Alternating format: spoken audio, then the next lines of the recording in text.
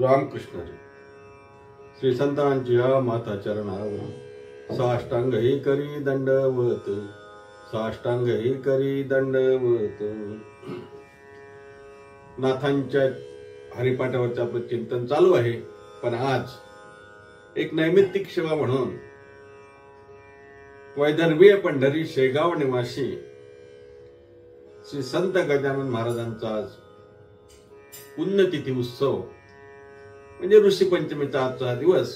त्यानिमित्ताने थोडी आपण महाराजांच्या चरणी आपली चिंतन सेवा अर्पण करण्यासाठी थोडं चिंतन करूया. आणि मग चिंतनासाठी जगद्गुरु तुकोबारायांचा एक अभंग आपल्या समोर ठेवतो आणि मग पुण्यतिथीच्या निमित्ताने थोडं चिंतन करण्याचा प्रयत्न करू. तुम्ही संत माया बाप कृपावंत, कायमी पतित कीर्तिवान, अवतार तुम्हा धराया कारण, उद्धराया जन जड जीव, वाढावया सुख भक्तिभाव धर्म, कुळाचारी नाम विठोबाचे, तुका म्हणे गुण चंदनाचे अंगी, तैसे तुम्ही जगी सांभाळीत, अवतार तुम्हा धराया कारण, उद्धराया जन जड जीव. अर्थात या अभंगातून तुकोबराय संतांचं महत्व, संतांची भूमिका, आपल्या जीवनामध्ये संत महात्म्यांकडे बघण्याचा दृष्टिकोन कसा असावा किंवा संत महात्मे काय आहेत त्याचा विचार मांडण्याचा प्रयत्न आहे. जसं मी सांगून गेलो, श्री संत गजानन महाराजांची आज पुण्यतिथी आहे. ऋषी पंचमीचा दिवस आहे. गजानन महाराजांच्या अगोदरपासून ऋषी पंचमी साजरी होती नाही का? पुराणामध्ये पौराणिक कथेमध्ये उल्लेख आढळतो ना ऋषी पंचमीचा. सप्त ऋषींची पूजा आज केली जाते. सप्त ऋषींची पूजा करून ऋषी पंचमी साजरी केली जाते. ऋषी पंचमीचं व्रत वगैरे पण आहे, पण आपल्या त्या भागात जायचं नाही. कारण ऋषी पंचमीची पौराणिक कथा त्यानिमित्ताने ऋषी पंचमी साजरी जरी होत असली तरी आपल्या इथे मात्र महाराष्ट्रामध्ये ऋषी पंचमीला खरं महत्व कशामुळे आलं असेल तर तुमच्या आमचे सर्वांचे ऋषितुल्य असलेले या काळातले ऋषी म्हणजे संत गजानन महाराज. आणि या संत गजानन महाराजांच्या पुण्यतिथीचा उत्सव ऋषी पंचमीला, म्हणून ऋषी पंचमी आपल्याकडे जास्त प्रचलित आहे की नाही. आपल्याला ऋषी पंचमी कशासाठी आहे? ऋषींची पूजा, सप्त ऋषींची पूजा वगैरे आहे.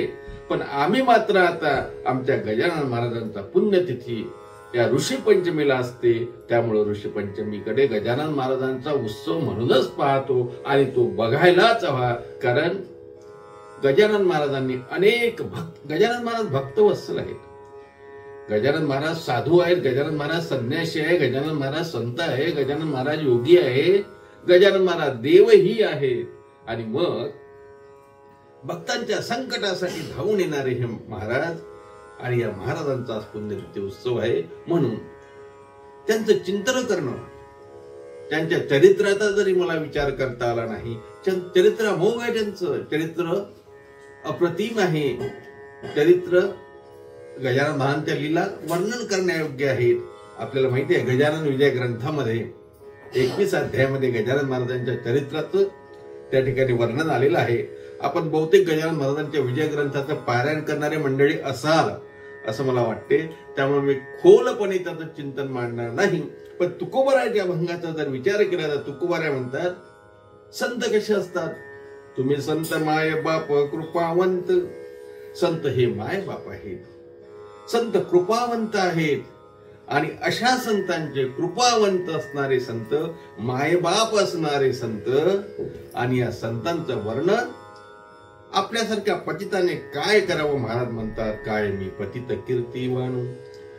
माझ्यासारख्या पतिताने, माझ्यासारख्या पाप्याने, माझ्यासारख्या अभक्ताने, माझ्यासारख्या बुद्धिहीन माणसाने, अल्पमतीच्या माणसाने श्री संत गजानन महाराजांचं वर्णन काय करावं? तुकोबारांच्या शब्दात सांगायचं झालं तर, काय मी पतित कीर्तिवान, तुम्ही संत माय बाप कृपावंत. गजानन महाराजा, आपण कृपावंत आहात, आपण मायबाप आहात, आणि आपली कीर्ती माझ्यासारख्याने काय वर्णन करावी? तुम्ही संत माय बाप कृपावंत, काय मी पतित कीर्तिवान. संतांची कीर्ती आपल्या मुखाने वर्णन करता येत जरी नसली तरी ती वर्णन केली पाहिजे. कारण संत चरित्र वर्णन केल्याने काय होतं, संत चरित्र वर्णन केलं की ती देवालाही आवडते. किती आवडतं? माऊली ज्ञानोबारायांच्या ज्ञानेश्वरीमध्ये महत्वाची ओवी आहे. माऊली म्हणतात, म्हणजे देवाच्या मुखातले शब्द माऊलींनी मानले, माऊलींच्या भाषेमध्ये तेही प्राणा परवते, आवडती मज निरुती, जे भक्त चरित्राते प्रशंसती. भक्तांचं, संतांचं, साधूचं चरित्र जे वर्णन करतात ते मला माझ्या प्राणापेक्षाही आवडतात असं देव म्हणतात. म्हणून गजानन महाराज हे भक्त आहेत, गजानन महाराज हे संत आहे, गजानन महाराज हे साधू आहे. म्हणून त्यांच्या चरित्राचं वर्णन मुखातून निघणं हे देवाला आवडणार आहे. म्हणून त्यांचं वर्णन करावं. मुळात एक सांगू का, संत महात्मे आले कुणासाठी, आले कशासाठी? संत महात्मे या भूतलावर आले कशासाठी आपल्याला प्रमाण माहिती आहे. बरेचदा आपण म्हणत असतो, आम्ही वैकुंठवासी, आम्ही वैकुंठवासी, आलो याची कारणाशी, बोलिले ते ऋषी साच भावे वर्ताया. किंवा हे दयावान असणारे संत कशासाठी येतात? धन्य ते संसारी दयावंत, जे दयावंत आहेत ना, कशासाठी आलेत? येथे उपकारासाठी, येथे उपकारासाठी आले घर ज्या वैकुंठी. अर्थात वैकुंठावरून हे संत महात्मे येतात. महाराज कशासाठी येतात? तुमचा आमचा उद्धार करण्यासाठी येतात. तुकोबाऱ्या दुसऱ्या चरणात सांगतात ना, अवतार तुम्हा धराया कारण उद्धराया जन जड जीव. जनाचा उद्धार, जडाचा उद्धार, जीवाचा उद्धार. आणि मग अशा प्रकारे जनाचा, जडाचा, जीवाचा उद्धार करण्यासाठी संत येतात. श्री संत गजानन महाराज श्री शेगावला प्रगट झाले. कधी प्रगट झाले ते? सप्तमीला. मला वाटते मागे शुद्ध सप्तमी आहे, पण सप्तमीला महाराजांचा प्रगट दिन उत्सव त्या ठिकाणी होत असतो, आपण करत असतो. प्रगट दिनाच्या निमित्तानं सुद्धा आपण चिंतन केलं होतं. महाराज प्रगट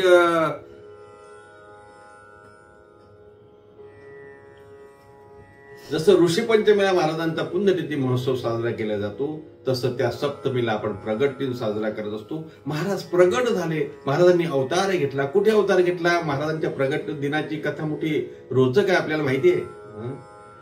महाराज एकदम जन्माला आले, कधी आले, काय आले, कोणाला पत्ता नाही महाराज, पण प्रगट झाले म्हणून प्रगट दिन आहे. जन्मोत्सव नाही गजानन महाराजांचा, आपल्याला माहिती आहे. बंकटलालाला कुणीतरी दिसलं, कुणीतरी उष्ट्या पत्रावळीची शीत खातायत, आणि हे माणसं साधारण नसून, हा माणूस साधारण नसून, हा कोणीतरी वेगळा आहे. 6 फुटाची शरीरयष्टी, तांबूस वर्ण, विस्कटलेले केस, आणि एक वेगळं चैतन्य असलेलं, वेगळं त्या ठिकाणी रूप असलेलं, वेगळं तेज असलेलं, अहो तेज, वेगळं तेज काय, ब्रह्म तेज असलेलं ते व्यक्तिमत्व बघितलं. आणि बंकटलाला वाटलं, कोण माणूस आहे हा पत्रावळीचं अन्न सेवन करतो, उष्ट अन्न सेवन करणारा. मी मागे सांगितलं होतं, यातून सुद्धा महाराजांनी अन्न हे पूर्ण ब्रह्म ही शिकवण प्रगट दिनाच्या दिवशी दिली. आणि तेव्हापासून महाराजांनी अनेक लीला केल्या. आपल्याला अनेक लीला महाराजांच्या माहिती आहे. पहिली लीला आणि पहिली शिकवण इथून सुरू झाली, आणि मग बंकटलालाच्या घरी महाराज गेले. नंतर टाकळीकरांच्या कीर्तनात गेले, पितांबर भेटला, ओढ्यात पाणी, तांब्या बुडवला, पाणी नव्हतं, पाणी आलं, ही लीला आहे. नंतर विहिरीला, शुष्क विहिरीला पाणी आणलं, पेटविल्याचा अग्नी वाचून चिलमेस, क्षणात आणले जीवन निर्जल वापेस, केला ब्रह्मगिरीच्या गर्वाचा नाश. ब्रह्मगिरीच्या गर्वाचा नाश केला, वेदाच्या रुचा म्हणून दाखवल्या महाराज. काय सांगावं त्यांना, वेद म्हणजे काही वेगळी गोष्ट आहे का? हे जे महात्म्य असतात, तुकोबारायांनी म्हणत का वेद वेद काय करून बघता तुम्ही? वेदाचा तो अर्थ आम्हाशी तो ठावा, ए राणी वाहवा भार माथा. तसं संत गजानन महाराज कधीही कुठेही वेदशास्त्र पुराणातली ओवी सांगायचे, श्लोक सांगायचे, कारण ते योगी होते. ते संन्यासी होते, ते संत होते, ते कृपावंत होते, ते मायबाप होते, म्हणून त्यांची कीर्ती वाखाणणं एवढं सोपं नाही. त्यांनी अवतार आपल्यासाठी घेतला. जनाचा उद्धार, जडाचा उद्धार, जीवाचा उद्धार. बघा, माऊली ज्ञानोबारांनी ज्ञानेश्वरी लिहिली, जनाचा उद्धार. गजानन महाराजांनी तुम्हा मला भक्ती मार्गाला लावलं, पंढरीची वारी शिकवली. एक सांगू का तुम्हाला, कोणी गजानन महाराजाला संन्यासी म्हणतं, कोणी योगी म्हणतं, कोणी अवलिया म्हणतं, कोणी काय म्हणतं. पण मला विचाराल तर मी म्हणाल गजानन महाराज हे कट्टर वारकरी होते, कारण न चुकता पंढरीला जायचे महाराज. आणि आजही गजानन महाराज पंढरीला जातात. म्हणून सर्वात मोठे वैष्णव गजानन महाराज आहेत. माऊली ज्ञानोबारायांनी जनाला उपदेश केला, ज्ञानेश्वरी लिहिली. गजानन महाराजांनी गण गण गणात बोते हा मंत्र जगाला दिला. ह्या जनाचा उद्धार आहे. काय अर्थ आहे गण गण गणात बोतेचा? पहिला गण म्हणजे जीव, दुसरा गण म्हणजे शिव. गणात म्हणजे हृदयात, बोते म्हणजे पहावे. अर्थ असा आहे, आपल्या हृदयस्थ भगवंताला पाहावं, हा अद्वैत सिद्धांताचा बोध गजानन महाराजांनी तुम्हाला दिला. अर्थात गण गण गणात बोते. महाराजांना हे भजन खूप प्रिय होतं. आपण भजन म्हणतोय, पण अर्थ काय आहे? आपल्या हृदयामध्ये परमेश्वर आहे, याची शिकवण महाराजांनी दिली. हे बघा, मी माऊलींचं हे सांगत होतो. माऊलींनी जनाचा उद्धार केला, ज्ञानेश्वरी लिहिली. माऊलींनी जडाचा उद्धार केला, भिंत चालवली. चालविली जड भिंत म्हणजे जडाचा उद्धार आहे. जीवाचा उद्धार रेड्यामुखी वेद बोलविला, हा जीवाचा उद्धार आहे. गजानन महाराजांच्या जीवनामध्ये सुद्धा असेच आपल्याला प्रसंग पाहायला मिळतील. जनाचा उद्धार गण गण गणात बोते हा मंत्र दिला. जीवाचा उद्धार जर बघितला तर आपल्याला माहिती आहे, दॉड गाय महाराजांच्या चरणाजवळ आली. गायीला कसं शांत केलं, घोड्याचं उदाहरण आपल्याला माहित आहे. घोडा कसा शांत केला. मी का सांगतो आहे, संत महात्मे जनाचा जडाचा जीवाचा उद्धार करत असतात. त्यांचा अवतारच आपल्यासाठी आहे. आपला उद्धार करण्यासाठी त्यांचा अवतार आहे. हो, नुसतं तेवढ्यासाठी उद्धार करायचा म्हणजे काय, भक्ती मार्गाला लावण्यासाठी सुद्धा त्यांचा अवतार आहे ना. या जगतामध्ये भक्तिभाव वाढावा, वाढावया सुख भक्तिभाव धर्म. महाराजांनी भक्तिभावाने धर्म वाढवला, धर्माचं ज्ञान शिकवलं. तुम्हाला भक्ती मार्गाला महाराज काय नुसतं चमत्कार करत बसले का? नाही नाही नाही. चमत्कार करत असताना भगवत प्राप्तीसाठी लागणारं ब्रह्मज्ञान तुमच्या आमच्या हृदयामध्ये ठसवण्याचं कामही महाराजांनी केलं. हेही आपण बघितलं पाहिजे. आपण नुसतं चमत्कारिक दृष्ट्या गजानन महाराजांकडे बघण्याचं कारण नाही. ते आपल्याला काहीतरी देतील म्हणून त्यांची भक्ती करण्याचं कारण नाही. ठीक आहे, देतात ते. आपण जी इच्छा प्रकट केली ती गजानन महाराज पूर्ण करतात. अशा प्रकारची अनेकांची श्रद्धा आहे ना. शेगावची वारी करतात ना लोक. कशासाठी? महाराजांनी हे दिलं. महाराजांनी त्यांना अशक्य काहीच नाही. आपल्याला माहिती आहे, संतांच्या चरित्र कथा बघितल्या. दगडाला हात लावला तर परिस बनतो. नामदेवांची कथा माहिती आहे, परिसा भागवतांची माहिती आहे की नाही? माहिती आहे. नाथरायांची कथा माहिती आहे की नाही? परिसा दगडाला हात लावला परिस होतो. एवढं सामर्थ्य ज्यांच्या अंगामध्ये आहे, म्हणजे संतांच्या अंगामध्ये सामर्थ्य खूप असते महाराज. म्हणून गजानन महाराज जर तुमच्या आमची इच्छा पूर्ण करत असतील तर त्यात म्हणजे असं हे वाटण्याचं कारण नाही. त्यांच्यात सामर्थ्य आहेच ना, ते करतीलच ना. तुम्ही जे जे इच्छा कराल ते पूर्ण करतील. परंतु हे करत असताना त्यांनी जो भक्तिभावाचा मार्ग सांगितला, नुसतं आपल्या इच्छा आकांक्षा पूर्ण करून घेण्यासाठी गजानन महाराजांची भक्ती नाही. गजानन महाराजांची भक्ती करत असताना महाराजांनी दिलेला गणगण गणात बोते या मंत्राचा अर्थही जाणून आपण भक्ती मार्गाला लागलं पाहिजे. म्हणजेच वाढावया सुख भक्तिभाव धर्म, कुळाचारी नाम विठोबाचे, तुका म्हणे गुण चंदनाचे अंगी, तैसे तुम्ही जगी सांभाळित. संत महात्मे आपल्याला सांगतात, ते आपल्याला सांभाळतात. चंदन जसा आजूबाजूला असलेल्या सर्व झाडांना सुगंध देतो, तो बघत नाही हो कुठलं झाड आहे काय, सर्वांना सुगंध देतो. तसं संत हे चंदनासारखे असतात. चंदनासारखे दिसतात ना हो, दिसतात पण हो. चंदनाच्या सारखे ते झिजवतात आणि आपल्याला सुगंध देतात. मग असे संत असलेले गजानन महाराज यांनी अनेक लीला आपल्या चरित्रामध्ये केल्या आणि ह्या करत असताना तुम्हा मला भक्ती मार्गाला लावण्याचंही काम केल्याचं आपल्याला दिसते. प्रगट दिनाच्या निमित्तानं आपण चिंतन केलं होतं. आता पुन्हा तो विषय सांगणार नाही. आज पुण्यतिथीचा उत्सव आहे. महाराजांनी समाधी घेतली आणि आज हा समाधीचा दिवस आहे. मला वाटते 32-33 वर्ष महाराज शेगावला राहिलेत. शेगावला राहिले म्हणजे मुनगाव, दर्यापूर, अकोला, अमरावती, टाकळी या सर्व ठिकाणी महाराज फिरत होते. आणि मग अशा वेळेला 32-33 वर्ष महाराजांनी शेगावात काढले. अनेक लोकांना संकटकाळी महाराज धावून गेले. अनेकांचं दुःख निवारण केलं. आणि हे सांसारिक दुःख निवारण करत असताना सुद्धा महाराजांनी मार्मिक भाषेमध्ये, फटकळ भाषेमध्ये त्या ठिकाणी भक्ती मार्गाचा सुद्धा विचार लोकांमध्ये बिंबवण्याचं काम केल्याचं आपल्याला दिसते. आणि मग असं करता करता मी जसं सांगून गेलो, महाराजांनी नर्मदा यात्रा केली. नावेला तिथे भोग पडलं, महाराजांनी तिथे हात लावला, नाव बुडली नाही वगैरे कथा आहे की नाही. अनेकांना आपले शिष्य बनवल्यानंतर त्या शिष्यांना सुद्धा आपल्यासारखं केलं.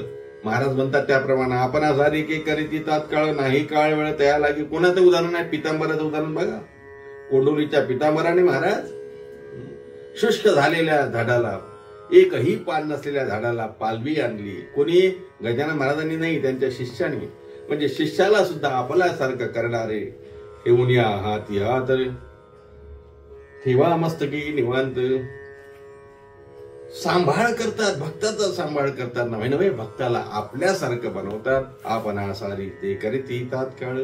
महाराजांनी पितांबराला आपल्यासारखं केलं. ही कथा आहे. असं करता करता करता करता अनेक कथा आहेत. महाराजांना बदमाशा चावल्या, काय झालं, लोक पळून गेले, तोही विषय आहे. महाराजांनी जळत्या पलंगावरती महाराज बसले, तोही विषय आहे. वेदांत सांगणारे म्हणत होते या जीवाला कोणी मारत नाही, आत्मा मरत नाही, आत्मा जळत नाही, आत्मा तुटत नाही, आत्मा बुडत नाही. असं सांगणारे पळून गेले आणि महाराजांनी आपल्या कर्तृत्वानं दाखवलं आत्मा हा जळत नसतो. स्वतः वेदांत जगणारे महाराज होते. आणि म्हणून मी जसं सांगून गेलो, हे महाराज पंढरीची वारी करायचे. हरिपाटलाला घेऊन पंढरपूरला गेले, अनेकदा जायचे, आता सुद्धा गेले. आणि गेल्यानंतर विठोबाशी काहीतरी संत देवाशी बोलत असतात महाराज.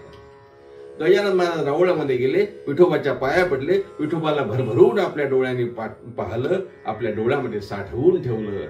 आणि कदाचित तुकोबारायांच्या भाषेमध्ये बोलले असावेत, आता दृष्टी पुढे साधी तू राही, जो मी तुझ पाहे पांडुरंगा. गळगळून गजानन महाराजांच्या डोळ्यामध्ये अश्रूच्या धारा वाहत होत्या. विठोबाकडे गणोबा बघतायत, गजानन महाराज विठ्ठलाकडे बघतायत, विटेवरच्या पांडुरंगाचं रूप बघतायत, डोळ्याला धारा लागलाय. आणि पंढरीच्या पांडुरंगाला विनवत असावेत, अरे विठ्ठला, मलाही आता हे अवतार कार्य संपवायचं आहे. किती दिवस राहायचे इथे? कारण हा मृत्यूलोकाचा नियम आहे महाराज. मृत्यूलोकामध्ये कोणीच इथे नाही आले अवतार. इथं देव सुद्धा थांबला नाही महाराज. रामकृष्णाने सुद्धा आपले अवतार संपवले. गजानन महाराजांनी सांगितलं, देवा मला अवतार कार्य संपवायचंय, मला इथंच समाधी घ्यायची आहे. जसं आमच्या माऊलींनी सांगितलं ना, माऊलीने सुद्धा विठोबाला सांगितलं होतं, देवा मला समाधी घ्यायची आहे. माऊलीला देवाने सांगितलं, माऊली तुम्ही इथे समाधी नाही, तुमची समाधी आळंदीला, कारण मला तिथं विश्रांती घ्यायला यावं लागेल ना. विश्रांती घ्यावया कल्पवरी, मी तिथे तुमच्या समाधीला येतील दर्शनाला. तसं गजानन महाराजांना सांगितलं, नाही नाही नाही, इथे नाही, तुम्ही शेगावला जाऊन समाधी घ्या. आणि शेगावला विदर्भी पंढरी म्हणून दर्जा प्राप्त होईल. ठरलं, दोघेही रडलेत. देवही रडला असेल ना हो, कारण संतांच्या सुखदुःखामध्ये सामील होणारा हा देव संतांसाठी काही करतो. संताला गजानन महाराजांना देवाने सांगितलं, तुम्ही शेगावला जाऊन समाधी घ्या. हरिपाटील साक्षी होते. हरिपाटील म्हणतात, महाराज काय झालं, माझ्या सेवेमध्ये काही चूक झाली का? आपण का रडतायत? आपल्या डोळ्यात अश्रू काय आहेत? असं म्हटल्यानंतर महाराज म्हणतात, अरे पाटील, तुला हे कळणार नाही. देव आणि भक्ताचं गुज गोष्टी काय असतात ना, ते सामान्यांना कळत नाही महाराज. काही नाही सांगत गेले तरी हरिपाटील त्या ठिकाणी विचारतो, महाराज काय झालं सांगा, रडतायत काय? म्हणे रडायचा प्रश्न नाही, आता माझा अवतार कार्य संपूर्ण, आता मी थोडे दिवस आहे तुझा संगत, तुझी संगत मला थोडे दिवस आहे, माझी संगत तुला थोडे दिवस आहे. हरी पाटील पुन्हा उकल करत विचारतो, काय या महाराज सांगत नाहीत? हरी पाटलाच्या मनात तेच फिरते, काय असेल काय असेल. महाराज शेगावला आले. हरी पाटलांनी लोकांना सांगितलं की अरे महाराज असं बोलले की आपण लवकरच जाऊ. महाराज दिवस जवळ आला, गणेश चतुर्थीचा दिवस आला, जागोजागी गणपती बसले आणि महाराज सांगतात, अरे गणेश पुराणात कथा आहे, पार्थिव मातीच्या गणपतीची आज स्थापना करावी आणि त्याचं विसर्जन उद्या करावं ऋषी पंचमीला, तसं माझंही विसर्जन उद्या आहे. सहज महाराज बोलून गेलेत. हरी पाटलाला समजलं, पंढरपूरच्या पांडुरंगासोबत रडत असताना कदाचित हेच ठरलं असावं. आणि मग हरी पाटलांनी सांगितलं, महाराज तुमच्या बोलण्याचा अर्थ काय आहे? महाराजांनी सांगितलं, आम्ही उद्या जाणार. ठरल्याप्रमाणे काही लोकांना कळलं, शेगावच्या हरी पाटलांनी सांगितलं. काही लोकांना गंमत वाटलं, काही लोकांना खरं वाटलं.